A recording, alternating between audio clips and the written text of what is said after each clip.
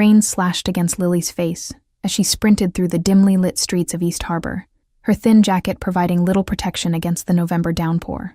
The diner name tag still pinned to her chest caught the occasional flicker of streetlights as she ran, lungs burning with each desperate breath.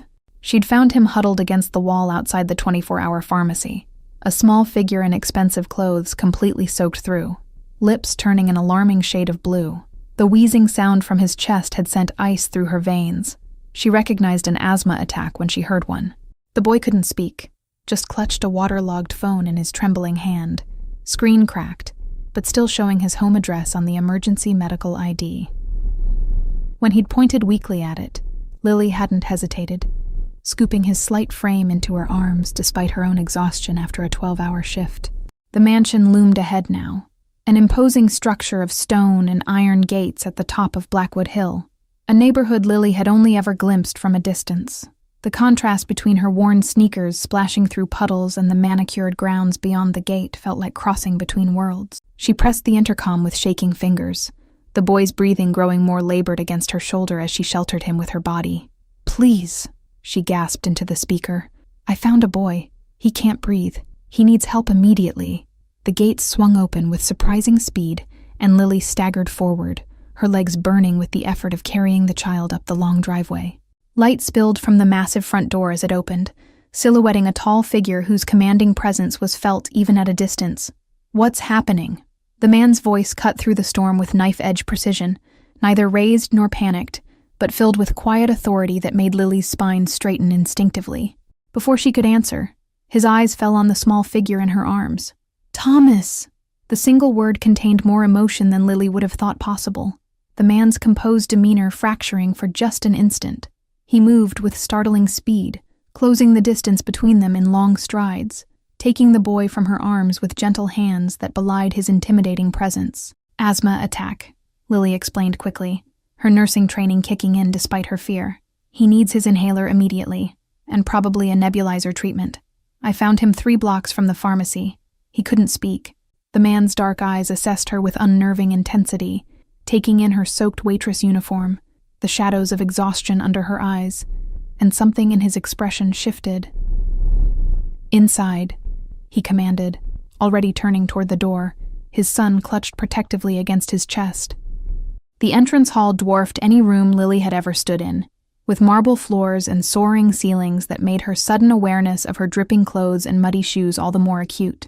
A woman in what appeared to be a housekeeper's uniform appeared instantly, directed by the man's quick, "Get Dr. Hayes, now."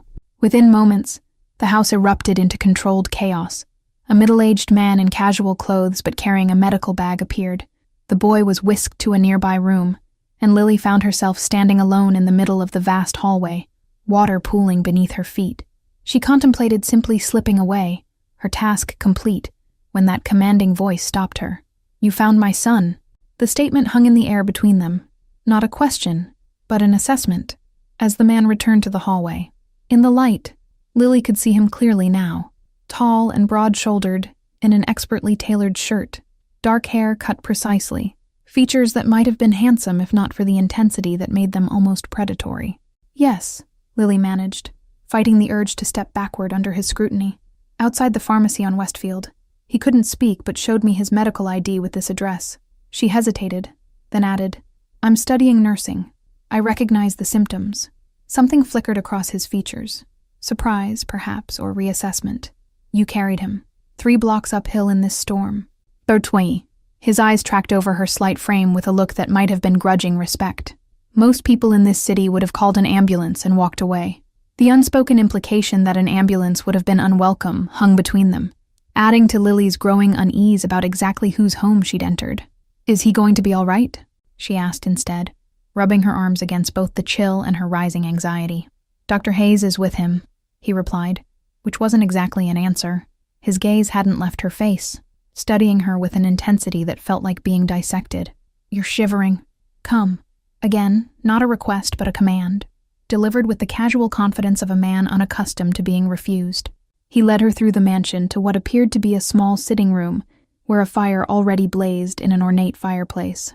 "Sit," he instructed, moving to a cabinet and retrieving 2 crystal glasses. "Drink this. It will warm you." The amber liquid burned pleasantly down Lily's throat, bringing sensation back to her numbed extremities. "Thank you," she murmured, suddenly acutely aware of her surroundings. The priceless artwork on the walls, the hand-knotted carpet beneath her worn shoes, the quiet opulence that spoke of old money and power. A discreet knock at the door preceded the doctor's entrance. "He's stabilized," the man reported, his manner respectful but not subservient. The combination of cold and exertion triggered a severe attack. With rest and continued treatment, he should recover fully by morning. Relief visibly passed through the father's body, a minute relaxation of shoulders that had been held rigid with tension. "Thank you, doctor." The medical man nodded and retreated, leaving them alone again in a silence punctuated only by the crackling of flames. "My name is Alexander Blake," he said finally, studying her over the rim of his glass. "And you are?" The question carried weight beyond mere introduction, an assessment, a categorization of exactly who had entered his carefully controlled domain. "Lily Carter," she replied, struggling not to fidget under his gaze. "I work at Mel's Diner on Westfield. I was walking home when I found your son." She hesitated, then added, "Why was he out alone in this weather? Especially with asthma?" The question was presumptuous, and she knew it immediately. Something dangerous flashed in Alexander's eyes. "My son," he said, each word precisely measured, "was meant to be at his piano lesson with his tutor, who will no longer be employed as of tonight." The controlled fury in his voice made Lily's pulse quicken. "I should go," she said, setting down her glass and rising. "I'm glad Thomas will be all right."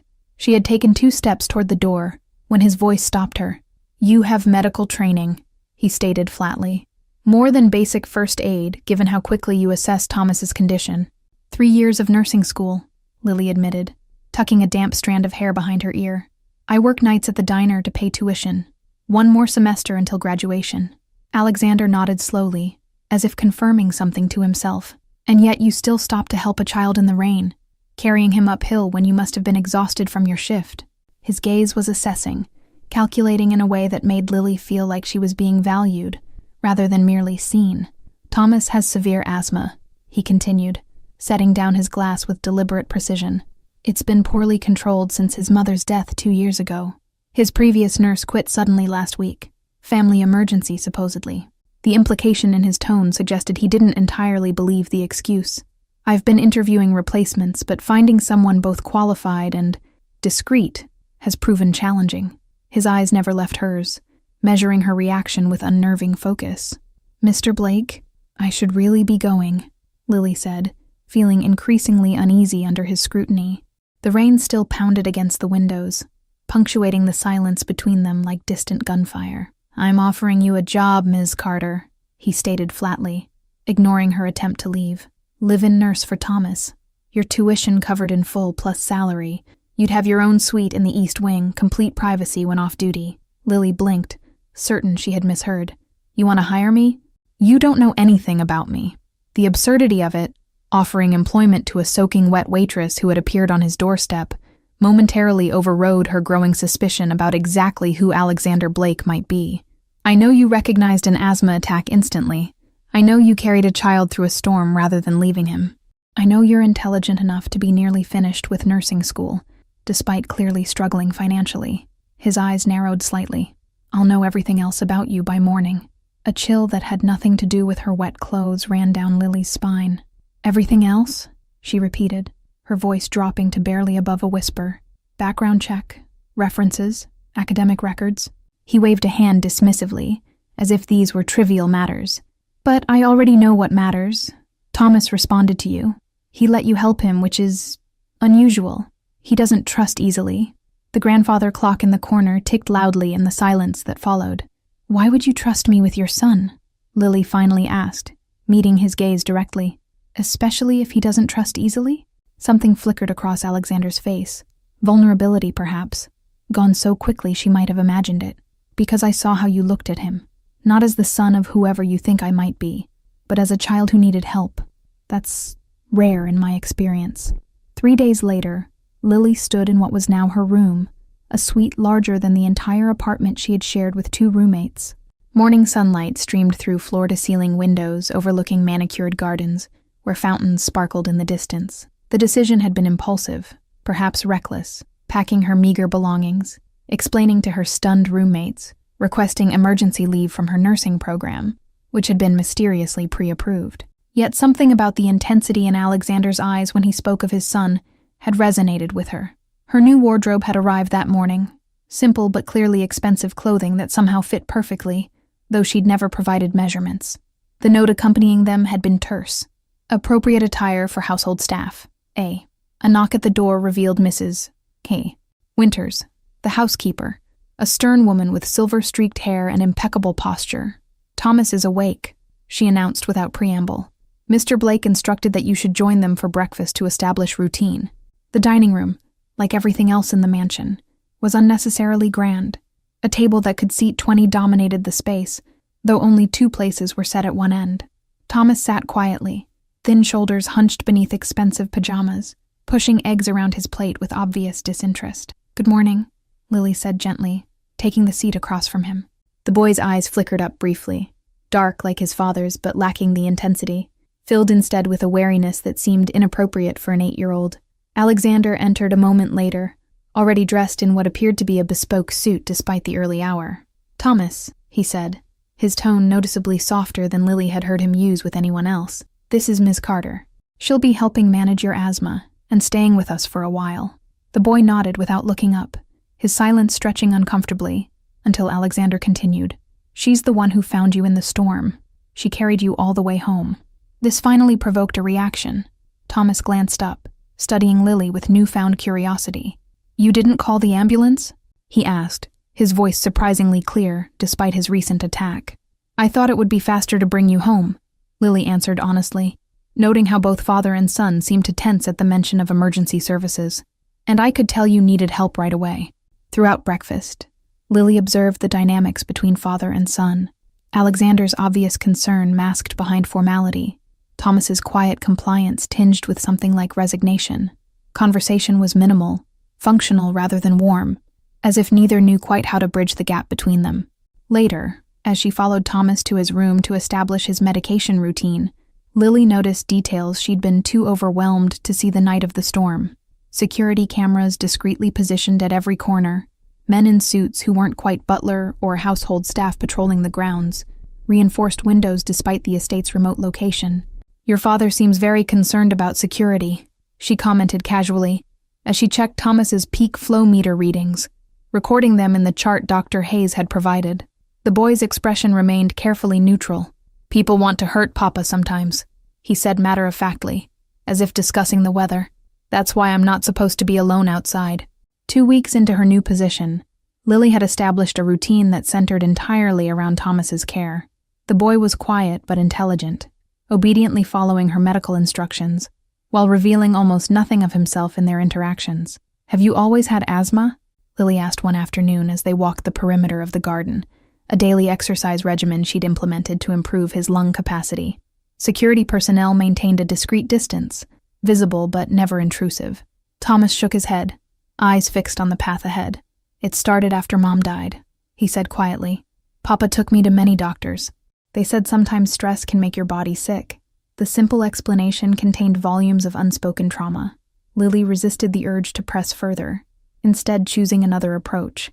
"I lost my dad when I was 11, she offered. "For a whole year after, I had these horrible headaches that no one could explain."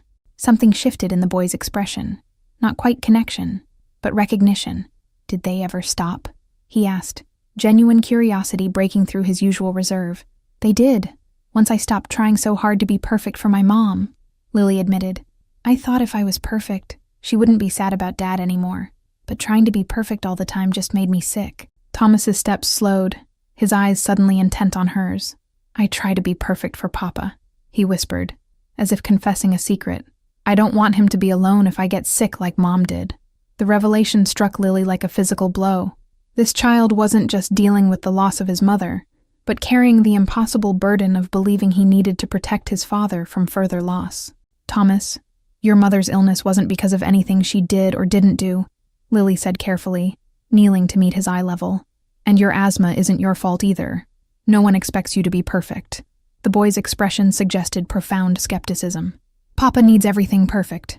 That's what Uncle James says. That's why everyone is afraid of him." Before Lily could respond to this troubling statement, Alexander appeared on the garden path ahead, emerging from what appeared to be a heated discussion with two men in suits. His face transformed instantly upon seeing Thomas, the hardness melting into something almost gentle. "Papa," Thomas called, the first display of genuine childlike enthusiasm Lily had witnessed from him. He ran toward his father, who swept him up with surprising tenderness. The contrast between this gentleness and the intimidating figure he presented to others striking Lily anew. "How is your breathing today?" Alexander asked, setting his son down, but keeping a hand protectively on his shoulder. His eyes briefly met Lily's over Thomas's head, carrying an unspoken question. "Better," she responded to his silent inquiry. "Peak flow readings are up 15% since I started him on the new medication schedule, and the daily walks are helping build stamina." Something like approval flickered across Alexander's features. "Good. Thomas, Mrs. Winters has prepared your lunch.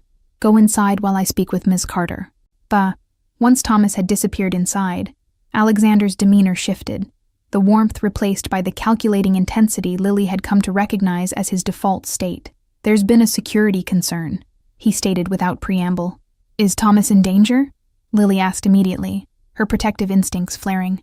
In just 2 weeks, she'd grown unexpectedly attached to the solemn little boy with old eyes. Alexander studied her reaction with interest before answering. "Not directly, but precautions are being increased. You'll notice more security personnel. Do not take Thomas outside the perimeter fence under any circumstances." The implication hung heavily between them, that someone might use Thomas to get to his father. "He told me people sometimes want to hurt you," Lily ventured, watching Alexander's face carefully. His expression hardened. "My business creates rivals. Thomas shouldn't concern himself with such matters." The deliberate vagueness only confirmed Lily's growing suspicions about exactly what kind of business Alexander Blake conducted. She chose her next words carefully. "Thomas believes his asthma developed because of stress after his mother died, that he needs to be perfect to protect you from being alone if he gets sick like Mom did." Something raw flashed across Alexander's face. Grief, perhaps, or anger, gone so quickly Lily might have imagined it. "His mother had leukemia," he said, voice tightly controlled. It was diagnosed too late for effective treatment. The controlled precision of his speech couldn't quite mask the underlying pain. Thomas was with her when she collapsed at home. The doctors believe witnessing that trauma triggered his first attack. Lily absorbed this information, understanding better now the fear she sometimes glimpsed in Thomas's eyes. "He's carrying a heavy burden for an 8-year-old, trying to be perfect to keep you from being hurt again." Alexander's jaw tightened visibly. "I never asked that of him." The words carried defensive heat, rare emotion breaking through his usual control. "Children often assign themselves impossible tasks in the face of loss," Lily said gently, "especially when they don't understand what's happening. He needs to know his asthma isn't his failure to be perfect." Alexander stared at her for a long moment, something shifting in his gaze. "You speak as if from experience," he observed, the statement carrying a question. "My father's death was sudden. Car accident," Lily admitted. "I convinced myself if I was perfect enough, I could prevent anything bad from happening to my mom too. It took years to understand I couldn't control everything." 3 days later, the mansion hummed with tense energy. Security had doubled overnight. Dark-suited men with earpieces positioned at every entrance, their watchful gazes following Lily's movements with barely disguised suspicion. "What's happening?" she asked Mrs. Winters as they passed in the hallway. The older woman's usually composed face lined with worry. "Business matters," the housekeeper replied stiffly, her eyes darting to the security camera above them. "Mr. Blake has instructed that Thomas should remain in the East Wing today. His piano lesson has been canceled." Thomas seemed to absorb the tension like a sponge, his breathing growing increasingly labored throughout the morning, despite Lily's best efforts to maintain normalcy. "Why can't I see Papa today?" he asked repeatedly, his anxiety manifesting physically as his airways constricted. "Your father is very busy," Lily explained, administering his inhaler for the 3rd time in 2 hours. "Let's focus on your breathing exercises, okay? In through your nose, count to 4. By afternoon, Thomas's condition had deteriorated significantly. His peak flow readings had dropped to dangerous levels, his skin taking on a grayish tinge as he struggled for air. "I need Dr. Hayes," Lily told the security guard stationed outside Thomas's room, medical urgency overriding her usual deference to the household's mysterious protocols. "Now, and Mr. Blake needs to be informed." The guard's eyes widened at Thomas's obvious distress. "Mr. Blake is unavailable," He left strict instructions not to be disturbed under any circumstances. "This is a medical emergency," Lily insisted, her voice sharp with authority she didn't know she possessed. "His son can't breathe. Get the doctor or I'm calling an ambulance myself." The threat of outside intervention galvanized the guard into action. Within minutes, Dr. Hayes arrived, his face grim as he assessed Thomas's condition. "Severe bronchoconstriction," he murmured, preparing a nebulizer treatment with practiced efficiency. "Likely triggered by stress. Has something upset him today?" The increased security, his father's absence, the canceled lessons. "He senses something's wrong," Lily explained, holding Thomas's hand as the medication was administered. "His anxiety triggers the asthma, which increases the anxiety." Hours passed intense vigilance, Dr. Hayes eventually leaving with instructions to monitor Thomas through the night. "If his oxygen levels drop below 92%, call me immediately," he instructed, his expression grave. Lily sat beside Thomas's bed, one hand resting lightly on his chest to feel each labored breath, the other checking his oxygen monitor. His eyes fluttered open occasionally, panic rising before Lily would soothe him back to fitful sleep. The grandfather clock in the hallway had just struck midnight when the bedroom door opened silently. Alexander stood in the threshold, his usual impeccable appearance disheveled, tie loosened, a small cut visible on his jawline, eyes burning with some unreadable emotion. "How is he?" Alexander asked, his voice barely above a whisper as he approached the bed. The moonlight streaming through the window illuminated Thomas's pale face, making him appear almost ghostly against the dark sheets. "Stable, but fragile," Lily answered honestly. "The attack was severe, brought on by emotional distress. He knew something was wrong today, and not being able to see you escalated his anxiety." Alexander's carefully maintained control seemed to crack as he sank into the chair on the opposite side of the bed. "I was trying to protect him," he said, the words carrying a weight of irony, "by staying away while I handled a situation." The cut on his jaw, the rumpled appearance, the situation. Lily didn't need explicit confirmation of what had occurred today. "You can't protect him by disappearing," she said softly. "That only confirms his worst fears." Alexander's eyes met hers across Thomas's sleeping form. "You're not afraid to speak directly to me," he observed, something like respect coloring his tone. "Most people in this house wouldn't dare." "There have been others before you," Alexander said quietly, fingers absently tracing the small cut on his jaw. "Nurses, tutors, specialists, all professionally qualified, but none willing to challenge me about what Thomas truly needs. They saw only what I could do to them, not what I was doing to him." Lily felt the weight of this admission, how this dangerous man had surrounded himself with people too afraid to speak truth, creating an isolation that extended to his son. "Fear creates distance," she observed, watching Thomas's chest rise and fall with each breath. "And children sense distance more acutely than adults. It's why he thought he needed to be perfect." "I'm not employed to fear you," Lily replied simply. "I'm here for Thomas. And right now, what he needs is his father, not the businessman, not the—" She hesitated, then continued, "not whatever else you might be." Something dangerous flickered across Alexander's face before softening as he looked down at his son. "His mother used to say the same thing," he admitted, gently brushing hair from Thomas's forehead, "that I needed to separate my worlds better." Morning found them still there, Lily having dozed in her chair while Alexander maintained his vigil. Thomas woke first, his eyes widening in surprise at finding his father asleep at his bedside, hand still resting protectively on his arm. "Papa?" he whispered, voice scratchy from the previous day's struggle. Alexander woke instantly, years of vigilance evident in the immediate alertness that replaced sleep. "I'm here, Thomas," he said softly, relief evident in his eyes as he noted his son's improved color and steadier breathing. "I'm sorry I wasn't here yesterday when you needed me." With a simple apology, perhaps the first Thomas had ever heard from his father, seemed to affect the boy profoundly. "You're not disappointed that I got sick again?" he asked hesitantly, vulnerability plain on his small face. Alexander's expression crumbled, the composed mask falling away completely. "Never," he said fiercely. "Your health is not something you can control through willpower. It's not a failure or weakness." Over the following weeks, subtle but significant changes transformed the household. Security remained tight, but Alexander began including Thomas in more aspects of his daily life, taking meals together consistently, scheduling regular time for just the two of them, explaining his absences honestly when business required them. Lily observed these changes with quiet satisfaction, recognizing the delicate balance being struck between Alexander's dangerous world and his devotion to his son. Her own role evolved as well, becoming less formal caretaker and more trusted ally to them both. "He smiles now," Alexander commented one evening as they watched Thomas playing in the garden, his breathing strong and even after a month of consistent treatment and reduced stress. "I hadn't realized how rarely that happened before you came." Lily felt warmth bloom in her chest at the observation. "Children are resilient when they feel secure," she replied. "He doesn't feel he has to carry the weight of your happiness anymore." Alexander's gaze shifted to her face, studying her with the intensity that still made her pulse quicken, though no longer from fear. "And what about you, Lily?" he asked, using her first name for the first time. "Are you secure here, between these worlds you've crossed into?"